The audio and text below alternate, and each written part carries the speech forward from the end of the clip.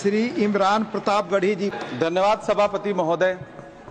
हम ही को कातिल कहेगी दुनिया, हमारा ही कत्लेआम होगा। हम ही कुएं खोदते फिरेंगे, हम ही पे पानी हराम होगा। सभापति महोदय, सन 1947 में दिल्ली की जामा मस्जिद की तारीखी सीढ़ियों पर खड़े होकर के भारत रत्न मौलाना अबुल कलाम आजाद साहब ने कहा था कि मुसलमानों कहां जा रहे हो, यह है तुम्हारा मुल्क, यहां तुम्हारे आबाओ अजदाद की कब्रें हैं। उस वक्त मौलाना आजाद की ये सदाएं सुन करके लोगों ने अपने सरों की गठरियां उतार करके रख दी थी। आज उसी दिल्ली में मौजूद देश की संसद में एक बिल आया है जो हमसे उसी जामा मस्जिद की सीढ़ियों के सबूत मांगेगा, जो उन्हीं सीढ़ियों के पास अपनी कब्र में सोए हुए मौलाना आजाद को फिर से कब्र से सदा देनी पड़ेगी कि ये जो कब्र है वो मेरी कब्र है, ये किसी सरकार की जागीर नहीं है। सभापति महोदय, मैं जहां खड़ा हूं इसी संसद भवन के सामने सड़क के उस पार अपनी कब्र में सोए हुए भारत के पूर्व राष्ट्रपति फखरुद्दीन अली अहमद की कब्र है। शायद अब उस कब्र से भी सदाएं आए कि ये कब्र मेरी कब्र है, ये सरकार की जागीर नहीं है। सभापति महोदय, मैं वक्फ कानूनों में किए जा रहे संविधान विरोधी बदलावों के खिलाफ बोलने के लिए खड़ा हुआ हूं। संविधान का आर्टिकल 14 हो, 29 हो, 30 हो, चीख चीख कर कहता है कि देश में सब बराबर के हकदार हैं। आर्टिकल 26 कहता है कि सबको अपने अपने मजहबी कामों के लिए मंदिर, मस्जिद, गिरजाघर, गुरुद्वारों का निर्माण करने का हक है और उसका रखरखाव का भी हक है। लेकिन डॉक्टर बाबा साहब अंबेडकर के संविधान को हर दिन कुचलने वाली ये सरकार देश के मुसलमानों से नफरत में इतनी अंधी हो गई है कि खुलेआम देश की संसद में देश सरकार के माइनॉरिटी मिनिस्टर साहब और होम मिनिस्टर साहब झूठ बोलते हैं और देश को गुमराह करते हैं, झूठ शब्द असत्य बोलते हैं। सरकार ने इस बिल का नाम उम्मीद रखा है। मंत्री जी कल से इसे देश के मुसलमानों के लिए नई उम्मीद बता रहे हैं। नहीं मंत्री जी, न तो यह बिल मुसलमानों के लिए नई उम्मीद है और न ही उम्मीद की नई किरण। सभापति महोदय, भाजपा ने पूरे देश में वक्फ के नाम पर कई सारे झूठ फैलाए हैं। आइए आज उनकी सच्चाई पर बात करते हैं। वक्फ ट्रिब्यूनल को ऐसे बताया जाता है जैसे वक्फ ट्रिब्यूनल कोई मजहबी खाप पंचायत हो।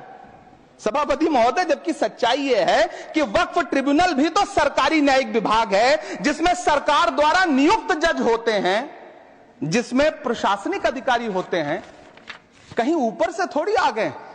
सभापति महोदय, देश के गृह मंत्री जी ने इसी सदन में कहा कि वक्फ ट्रिब्यूनल के फैसले के खिलाफ कोई कोर्ट नहीं जा सकता, जबकि सच यह है कि वक्फ एक्ट 1995 की धारा 83(9) के तहत हाई कोर्ट वक्फ ट्रिब्यूनल के फैसले की न सिर्फ समीक्षा कर सकता है बल्कि उसे बदल भी सकता है। सच तो यह है कि वक्फ बोर्ड खुद अपनी जमीनों के लिए कई सारी कोर्ट में मुकदमे लड़ रहा है। सभापति महोदय, दिल्ली की जिन 123 संपत्तियों को लेकर कल माइनॉरिटी मिनिस्टर, होम मिनिस्टर साहब और अभी आदरणीय नेता सदन बात कर रहे थे, आइए उनकी सच्चाइयों पे भी बात करते हैं। 1911 में जब अंग्रेजी हुकूमत ने कोलकाता के बजाय दिल्ली को राजधानी बनाने का फैसला किया तो रायसीना हिल्स के चारों तरफ जो मुसलमानों की ढेर सारी जमीनें थी उनको एक्वायर किया गया और लुटियन को इसकी तामीर की जिम्मेदारी सौंपी गई। सेंट्रल विस्टा की तरह लुटियन जोन का मेगा प्लान तैयार हुआ, लेकिन उस वक्त के मुसलमानों ने उस वक्त की अंग्रेजी हुकूमत से अपनी इबादत गाहों को बचाने के लिए लड़ाई लड़ी। मामला ब्रिटिश गवर्नमेंट तक पहुंचा। तब यह तय हुआ कि वो जो धार्मिक स्थल हैं उन्हें जस का तस रहने दिया जाएगा। इंडिया गेट के बगल वाली मस्जिद हो, जाब्तागंज, सुनहरी बाग मस्जिद हो, पार्लियामेंट रोड वाली मस्जिद हो, ऐसी 123 संपत्तियों के मैनेजमेंट के लिए 1913 में मुसलमान वक्फ वैलिडेशन एक्ट बना और उसके बाद एक नया शहर बसाया गया जिसे लुटियंस जोन का नाम दिया गया। फिर 1943-45 के बीच एक और समझौता हुआ आजादी से पहले उसके तहत काफी सारी वक्फ जायदादों को सुन्नी मजलिस औकाफ बनाकर उसके अंडर किया गया ताकि उसकी देखरेख की जा सके। गृह मंत्री जी 2 दिन से सदन में जो बात कह रहे हैं वो दरअसल 123 संपत्तियां उसी सुन्नी मजलिस औकाफ के तहत आती है। सभापति महोदय, आजाद भारत आजाद हुआ। आजादी के बाद भारत में 1954 में वक्फ एक्ट लागू हुआ, जिसकी धारा 9 के तहत 1964 में केंद्रीय वक्फ काउंसिल का गठन हुआ। दिल्ली की वही 123 प्रॉपर्टीज को 1970 में सर्वे गजट करके गजट नोटिफाई किया गया। इसके निपटारे के लिए पूर्व प्रधानमंत्री इंदिरा जी के द्वारा 1974 में एक बर्नी कमेटी बनाई गई। बर्नी कमेटी ने 1976 में इन 123 संपत्तियों को दिल्ली वक्फ बोर्ड की संपत्ति होने की रिपोर्ट सौंपी। उस रिपोर्ट के आधार पर 1984 में कांग्रेस सरकार ने उन 123 प्रॉपर्टीज को दिल्ली वक्फ बोर्ड को सौंपने का फैसला किया, जिसके खिलाफ विश्व हिंदू परिषद कोर्ट गई। मामला 2011 तक पेंडिंग रहा। फिर 2011 में कोर्ट ने सरकार को आदेशित किया कि इसका निपटारा करो। तब 2013 में तत्कालीन यूपीए सरकार ने दिल्ली की उन्हीं 123 जायदादों को बर्नी कमेटी की सिफारिशों के मुताबिक वक्फ बोर्ड के हवाले किया। यही वो प्रॉपर्टीज हैं जिनके नाम से गृह मंत्री जी कल से कांग्रेस को कोस रहे हैं। फिर आई 2014 में भाजपा की सरकार, जो तब से इन जमीनों को हड़पने की साजिश कर रही है।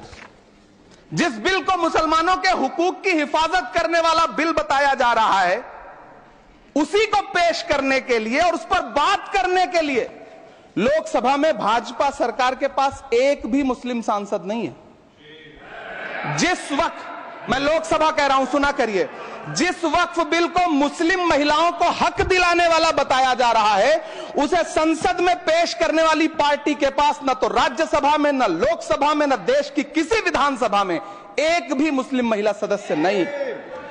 कल किरण रिजिजू जी कह रहे थे कि रेलवे की जमीनें देश की जमीनें हैं, डिफेंस की जमीनें देश की जमीनें हैं। हां मंत्री जी, हैं, बिल्कुल हैं। ये जो वक्फ की जमीनें हैं, ये हमारे पुरखों ने धार्मिक कामों के लिए डोनेट किया है। तो हम भी तो इसी देश के नागरिक हैं, हम भी तो इसी देश के बेटे हैं। तो वक्फ की जमीनें भी तो इसी देश की जमीनें हैं, उनको पराया क्यों बोलते हैं आप? सभापति महोदय, अशफाकुल्लाह खान जब फैजाबाद की जेल में फांसी के फंदे पर झूल रहे थे, तो इसी देश की जमीन के लिए झूल रहे थे ना। सभापति महोदय, अंडमान की जेल में काला पानी की सजा काटकर अपनी जान देने वाले मौलाना फजले हक खैराबादी हो या शेर खान अफरीदी हो, वो भी तो इसी जमीन के लिए अपनी जान दे रहे थे ना। सभापति महोदय, पाकिस्तान के खिलाफ लड़ते हुए अपनी जान देने वाले महावीर चक्र विजेता ब्रिगेडियर उस्मान हो या पाकिस्तान के पैटर्न टैंक उड़ाने वाला परमवीर चक्र विजेता वीर अब्दुल हमीद हो, वो भी तो इसी जमीन के लिए अपनी जान दे रहा था ना।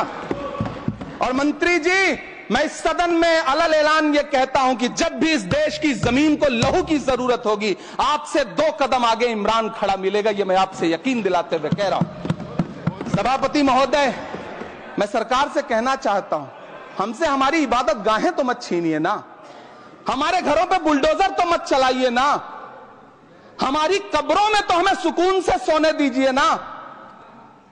सभापति महोदय, माइनॉरिटी मिनिस्ट्री का बजट कट करके, मुस्लिम बच्चों की स्कॉलरशिप बंद करके अब सरकार कह रही है कि हम वक्फ की आमदनी से गरीब मुसलमानों का भला करेंगे। गुजरात की बेटी बिल्किस के बलात्कारियों की रिहाई के बाद उन्हें माला पहनाने वाली लोगों के नेता ये कह रहे हैं कि यह बिल मुस्लिम महिलाओं को उनका हक दिलाएगा। धन्यवाद मोदी जी, क्या बढ़िया सौगातें मोदी दे रहे हैं आप। पहले हमें गुजराते मोदी दिया, आप सौगातें मोदी दे रहे हैं। लेकिन यह सरकार इतना याद रखे कि इसी ठसक के साथ देश की संसद में सीए का कानून भी लाया गया था और कहा गया था बड़े बड़े भाषण देकर के कि पड़ोसी देशों से हिंदू भाइयों को ला करके यहां नागरिकता दी जाएगी। लेकिन मैं आपके संज्ञान में लाता हूं सर कि पिछले इतने दिनों में इनसे नागरिकता लेने के लिए 2000 व्यक्ति भी नहीं आए, जबकि इसके उलट इन्हीं की सरकार में पिछले 10 साल में 15 लाख से ज्यादा भारतीयों ने भारत की नागरिकता छोड़ करके दूसरे देश में जाकर के बस गए। यह हुआ उस कानून का अंजाम। सभापति महोदय, इसी तरह की जिद के साथ किसानों के खिलाफ भी कानून लाए गए थे। जिस तरह आज वक्फ के फायदे गिनाए जा रहे हैं, उसी तरह से किसानों को भी कृषि कानूनों के फायदे गिनाए गए थे। लेकिन अंजाम क्या हुआ? 700 किसानों की शहादत लेने के बाद सरकार को अन्नदाता किसानों के सामने घुटने टेकने पड़े और कृषि कानून वापस लेने पड़े। जिल्ले इलाही, जमहूरियत जो है वो नफरत और ठसक से नहीं चलती है, अकड़ से नहीं चलती है। उसमें सबकी हिस्सेदारी जरूरी है। कल देश के माइनॉरिटी मिनिस्टर ने लोकसभा में खड़े होकर एक शेर सुनाया था कि मुझसे कोई बदगुमान न हो, तो मैं उन्हें एक शेर सुनाना चाहता हूं कि मैं आज जद पे हूं तो इतना खुशगुमान न हो, मैं आज जद पे हूं तो इतना खुशगुमान न हो, चराग सबके बुझेंगे हवा किसी की नहीं। नीतीश कुमार जी हो, चंद्रबाबू नायडू जी हो, चिराग पासवान जी हो, जयंत चौधरी जी हो, देवे गौड़ा जी हो, जीतन राम मांझी जी हो, सबको समझना पड़ेगा कि जब जंगल में आग लगती है तो न वो बरगद बचते हैं जो हवा को आंधी में तब्दील करते हैं, न वो बांस बचते हैं जो आपसी रगड़ से चिंगारी पैदा करते हैं। सभापति महोदय, जब देश को मनमोहन सिंह साहब जैसा काबिल प्रधानमंत्री मिलता है तो देश को आरटीआई जैसा एक्ट मिलता है, सेज जैसा एक्ट मिलता है, मनरेगा जैसा एक्ट मिलता है, लिबरलाइजेशन मिलता है, राइट टू एजुकेशन मिलता है, नेशनल फूड सिक्योरिटी एक्ट मिलता है।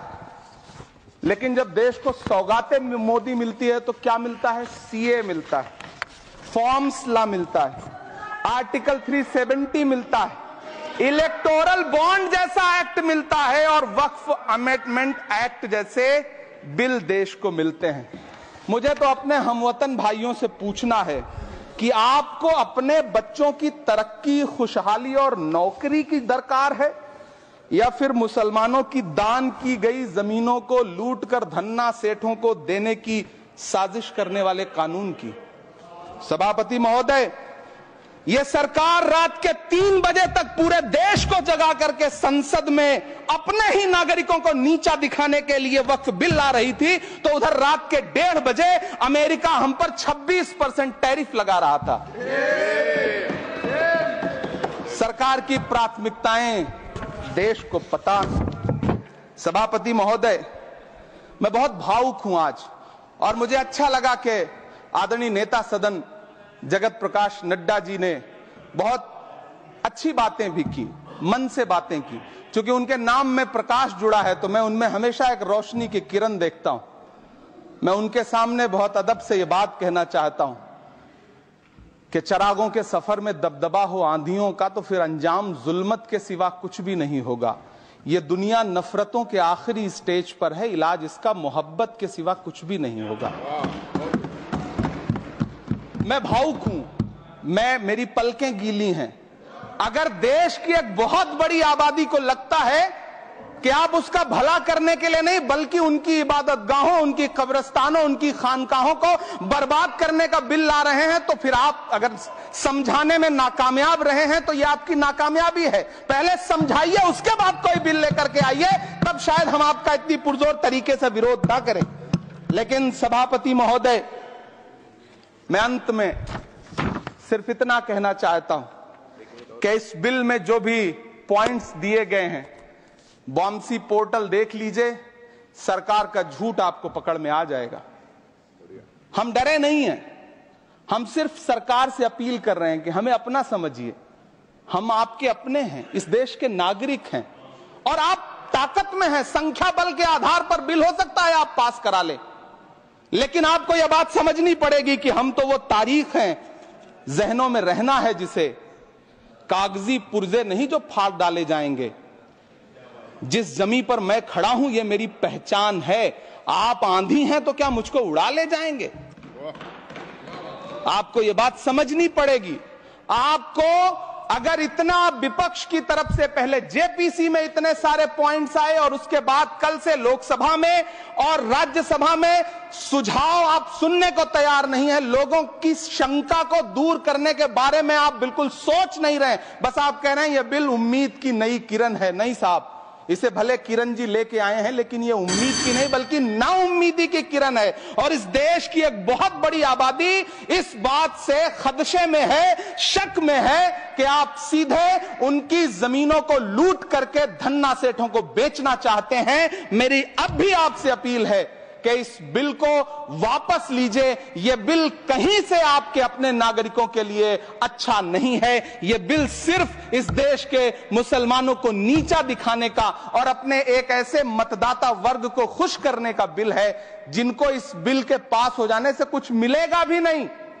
लेकिन आप एक नैरेटिव देना चाहते हैं, एक मैसेज देना चाहते हैं। मेरी आपसे अपील है कि कृपया ये जो सबका साथ सबका विकास का नारा है, इस नारे को रत्ती भर तो चरित्रार्थ कर दीजिए। बहुत बहुत धन्यवाद।